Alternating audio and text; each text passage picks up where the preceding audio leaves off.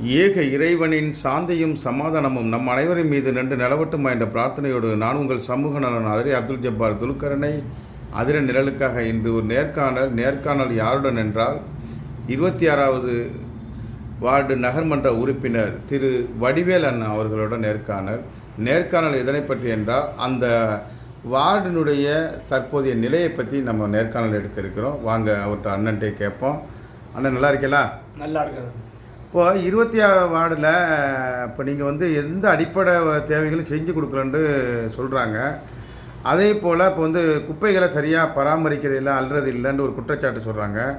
மின்சார வாரியத்தில் 10 நாளாக அந்த மின்சாரம் லோ கரண்டாக வருது. அதை நாங்கள் பல தடவை அவர்கிட்ட சொல்லி கண்டுக்கலைன்னு சொல்கிறாங்க. அதை பற்றி உங்களுடைய கருத்து என்னென்ன? அதாவது வேண்டாமையில் பேசுகிறவங்க சில பேர் பேசுகிறாங்க. நாங்கள் அப்படியெல்லாம் ஒன்றும் இல்லை. மின்சார வாரியத்தை பற்றி கேட்கணும்னாக்கா இன்றைக்கி நடக்குது அரசாங்கம், திமுக அரசாங்கம். வீடியோ நேராக பார்த்து பேசுங்க. நேற்று கூட ஒரு வாட்ஸ்அப்பில் ஒரு நியூஸ் பார்த்தேன். அந்த நியூஸில் வந்து அந்த அரசாங்கத்தை, திமுக அரசாங்கத்தை சம்மந்தப்பட்டவங்க தான் அதை குறைய சொல்கிறாங்க. அது விஷயமா கேட்கணுன்னாக்கா அவங்க அரசாங்கத்தை அவங்களே போய் கேட்டுக்கிட்டு யார் திமுக அந்த நேற்று இது பண்ணியிருந்தாரு. இந்த வீரையன் ஒருத்தர் ஃபேஸ்புக்கில் போட்டிருந்தாரு, பார்த்தேன். அவர் சொல்கிறதுல உண்மை தானே இல்லை உண்மை இல்லையா? நாங்கள் நேராக போய் பார்த்தோம். சொல்கிறதெல்லாம் போய் தானே.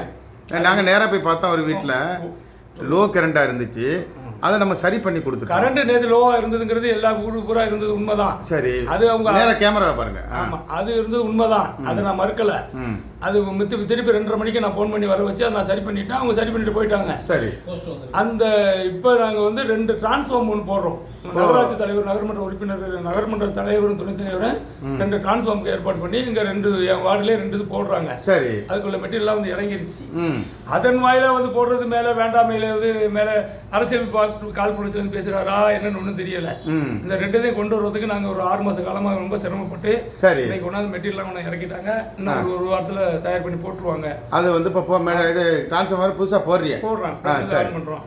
அடுத்தபடியாக அவர் கொடுத்துருக்கிறது வந்து குப்பை எல்லாம் சரியாக அல்லலை, வண்டி வர்றதில்லைன்னு சொல்லி அங்கே அந்த 2-3 வீட்டை எதிர்த்த வீட்டை கையில் வச்சுக்கிட்டு சொல்லிடுறாங்க.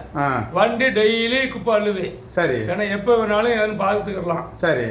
ஆனால் நேற்று ஞாயிற்றுக்கிழமை இருக்கிறதுனால சீப்பர்ஸுக்கெல்லாம் வந்து 9 மணி வரைக்கும் தான் டைம். காலையில் 9 மணி. ஆமாம், அது வரைக்கும் இவங்க வீட்டில் தூங்கிட்டு 9 மணிக்கு மேலே குப்பையை வாசலில் சேர்த்து வச்சுக்கிட்டு அல்லன்னு சொல்கிறாங்க. சரி, அது அந்த மாதிரி ஒரு சில குடும்பத்தெல்லாம் பண்ணுறாங்களே தவிர எங்கள் வார்டில் அப்படிலாம் எதுவும் கிடையாது. சரிண்ணா, சுத்தமாக எல்லாத்தையும் அள்ளிக்கிட்டு தான் போகிறோம். சரி, அதில் ஒன்றும் குறை கிடையாது. அப்படி அரசியலை பற்றி அவர் பேசணும்னாக்கா அவர் அரசியல் தான், அவர் திமுகவில் தான் அட்டாச்சில் இருக்கிறாரு. அவர் எம்எல்ஏ கூட அவர்கிட்ட தான் இருக்கிறாரு. அவர் போய் கேட்டுக்கிற வேண்டியதானே. அதுக்கு ஏன் அவர் திமுக இருந்தாலும் தற்போது நீங்க வந்து வாக்களித்தவர் உங்களுக்கு தான். அப்படி அவர் வாக்களிச்சாலும் வாக்களிக்காதவங்க எங்களோட நகர்மன்ற உறுப்பினர்கிட்ட தான் கேட்பாங்க அடிப்படை. நீங்க வந்து மக்கள் பிரதிநிதி. அப்படி அவர் அதை பத்தி நம்ம சொல்ல வேண்டாம். அவர் வந்து இந்த குப்பை கிடக்கு, இந்த மாதிரி டிரான்ஸ்ஃபார்ம்ல இது கரண்ட் வரல அப்படிங்கிற குறைய அவர் எழுத்து மூலியமோ வாயினாலே சொன்னது கிடையாது. எதுவுமே சொன்னது கிடையாது. அவரா தன்னிச்சையா வந்து மெம்பர் சரியில்லைன்னு சொல்றாரு. அது இன்னொரு விஷயம், என்னுடைய போட்டி போட்டவர் அவர், என்னை எதிர்த்து போட்டி போட்டவர் அவர் தான். அவரு வந்து எனக்கிட்ட முன்னால சில வாக்குறுதியை கொடுத்தாரு. எங்க கொடுத்தாருனாக்கா, நான் தோத்து போயிட்டா நான் இப்படி செஞ்சுக்கிடுவேன்னு சொல்லி சொன்னாரு. அது அவர் கடைபிடிச்சாருன்னா, நான் சரியில்லாத கவுன்சிலராக இருந்தால் வாபஸ் இது ராஜினாமா பண்ணிடுறேன். எந்த நேரமும் அவர் சொன்னதை கடைபிடிச்சிட்டாருன்னா என்னுடைய பொறுப்பை ராஜினாமா பண்ணிட்டு மறு எலெக்ஷனுக்கு வைக்க தயாராக இருந்துக்கிறோம். அதுல எல்லாம் எனக்கு ஒன்றும் குறை கிடையாது. அதுக்காக அந்த ஆட்சியே இருந்துக்கிட்டு அந்த ஆட்சி சம்மந்தப்பட்டவங்களே குறை சொல்லிக்கிட்டு 2ஆம் கடி வேலை அவர் பார்க்க வேணான்னு தயவு கூர்ந்து சொல்லி வைக்க சார்பாக அவரே பார்ப்பாரு. ஆமா, அவர் வந்து அந்த ஆட்சியில தான் தொடர்புல இருக்காரு. இன்னும் சொல்ல போனால் பட்டுக்கோட்டை சட்டமன்றத்தினுடைய எம்எல்ஏ இருக்கிற அண்ணாதுரை அவருடைய நெருக்கமாக தான் இருக்கிறாரு. வேணா போய் ரிப்போர்ட் பண்ணிக்கிறேன். அவர் அரசாங்கம் தான் அதெல்லாம் பண்ணுது. லோ கரண்டா போகிறதுக்கு நான் போய் என்ன ஏறி சுவிட்ச் ஆஃப் பண்ண முடியும்? கோரிக்கை தான் வைக்கலாம். ஃபோன் பண்ணால் வந்து செய்ய சொன்னாங்க, அவ்வளோதான். என்னது இல்லை கவுன்சிலர் சரியா இல்லை அப்படின்னு சொன்னார்னா அது ஒன்றும் பிரச்சனை இல்லை. அவர் சொன்ன மாதிரி எலெக்ஷனில் என்னோட போட்டி போடும்போது ஒரு வாக்கு கொடுத்தாரு, நான் தோத்து போயிட்டா இதை செஞ்சுக்கிறேன்னு சொன்னார். அப்படி ஒரு நிலை அவருக்கு ஏற்பட்டுச்சுன்னா இல்லை அவர் மட்டும் சொன்னால் மட்டும் நம்ம அந்த நிலையா இருக்கு. இல்லை அவருக்கு அங்கே உள்ள வார்டு மக்கள் அனைவரும் சொல்லணும். இல்லை அவர் குண்டிச்சலாக ஒரு செய்தி அவராக சொன்னார், யாரும் கேட்கல. நான் தோல்வி அடைந்தால் நான் இதை செஞ்சுக்கிறேன்னு சொன்னார். அது என்னன்னு நான் விரும்பலை.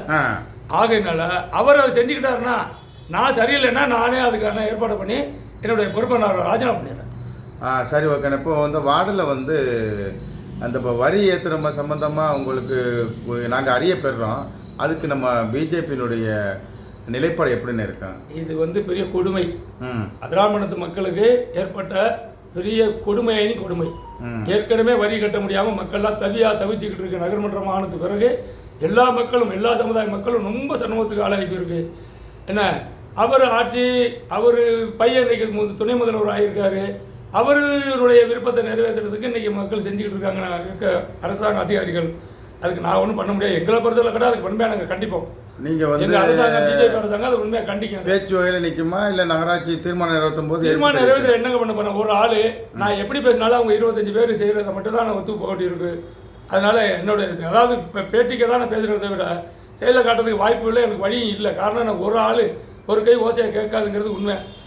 அதனால் என்னை பற்றி எதையும் குறை சொல்லணும்னா ஆதாரபூர்வமாக நான் எதையும் பண்ணியிருந்து என்னை நிரூபித்தா நீங்கள் சொல்கிறதுக்கு நான் அடிமையாக இருப்பேன்.